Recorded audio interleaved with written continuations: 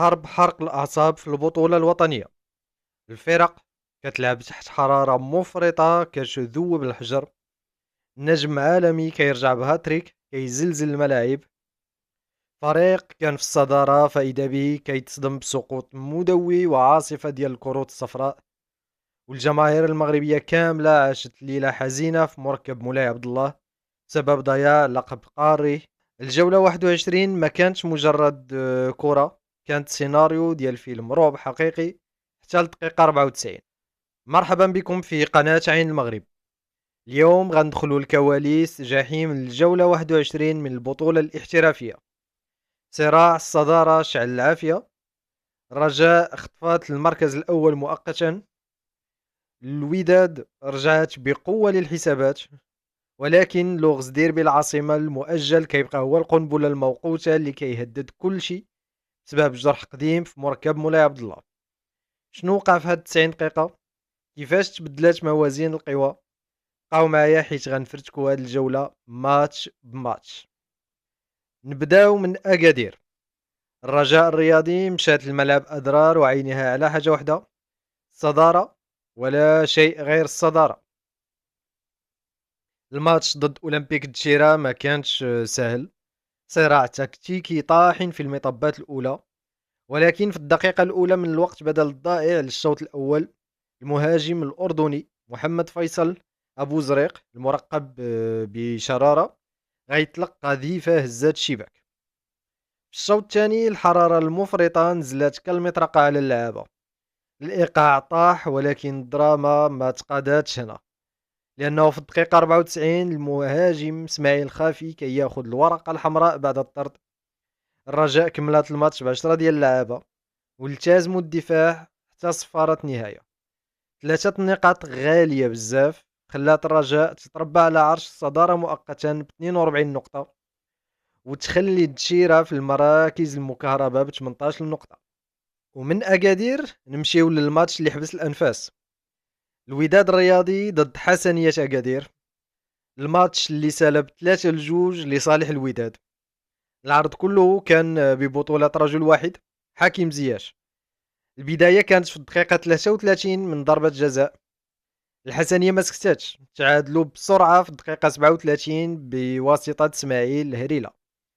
الشوط الثاني كان شوط زياش بامتياز. الدقيقة 59 ضربة جزاء ثانية اللي ترجمها لهدف، و9 ديال الدقائق من بعد الهاتريك التاريخي لزياش كيرجع النتيجة 3-1. واخا الحسنية ماركات الهدف الثاني في دقيقة 88، لكن الوداد كانت حسمات المعركة ورفعت رصيدها ل 40 نقطة في المركز الرابع، بينما الحسنية بقات ب 20 نقطة. ولكن المفاجأة القنبلة والزلزال اللي ما كان متوقع حتى واحد طرا في الماتش ديال المغرب الفاسي ضد اتحاد طنجة. الماس كانت كتحتل المركز الأول ب 41 نقطة من بعد ما استغلت تعثر الرجاء في الديربي. دخلت الماتش وهي مرشحة فوق العادة باش تخطف 3 نقاط، لكن الرياح جرات بما لا تشتهي السفن.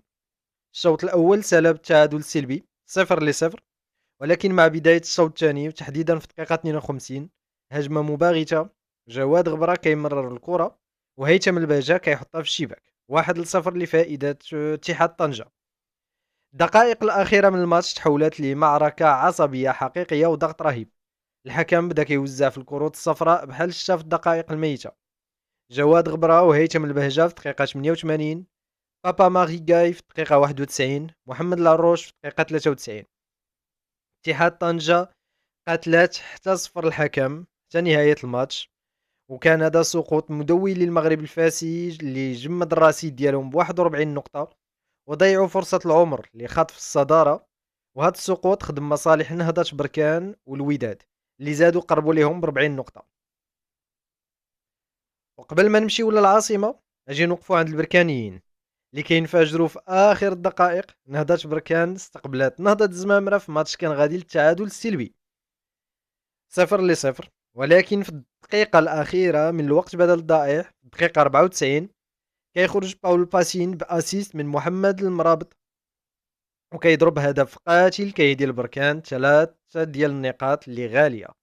هاد الفوز طلع بركان ل 40 نقطة وخلط الأوراق ديال الصدارة.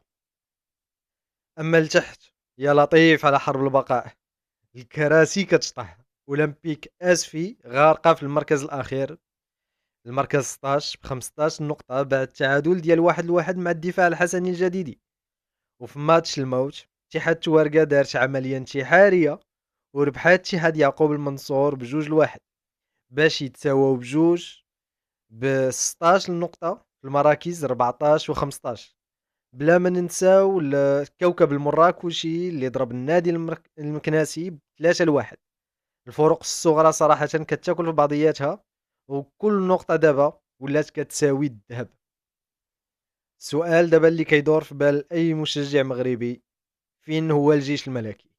ماتش ديربي العاصمة ضد الفتح الرباطي تأجل نهار 30 ماي. صراحة السبب كنعرفوه كاملين، الجيش الملكي تأجل ليه الماتش حيت كان في معركة قارية شرسة، نهائي دوري أبطال إفريقيا ضد سان داونز ليلة 24 ماي في مركب مولاي عبد الله. مازال هاد الليلة كتسيل المداد، التعادل المرير وضياع اللقب القاري خلى جرح كبير في قلوب العساكر. دابا الجيش الملكي في البطولة صراحة واقف في المركز الثالث ب40 نقطة وماتش ناقص. هاد الماتش المؤجل ضد الفتح غيكون سلاح ذو حدين. واش غيكون هو الفرصة باش يرجعوا للصدارة وينساو كابوس سان داونز، ولا الضغط النفسي والإرهاق غيقضي على أحلامهم في البطولة؟ بالنسبة للماتش ديال الجيش الملكي، الماتش اللي دخلاتو للجيش خاسرة ب1-0 من بعد ماتش الذهاب، في الدقيقة 40 ربيع حريمات كيضرب بيلانتي كيسكنو في الشبكة. لكن الفرحة ما دامتش، لأن من بعدها بواحد 12 دقيقة تقريبا تيبو موكوينا كيصدم المغاربة بهدف التعادل القاتل. وفي الشوط الثاني في الدقيقة 77 بالضبط بيلانتي للجيش الملكي، ربيع حريمات كيتقدم وكيضيع. الماتش كيسالي ب1-1. سان داونز كتتوج باللقب من بعد ما سالا الماتش بمجموع ديال 2-1 الذهاب والإياب، وكتحجز بطاقتها لكأس العالم للأندية 2026. صراحة كنعيشوا الدراما الكروية في أسوأ صورها.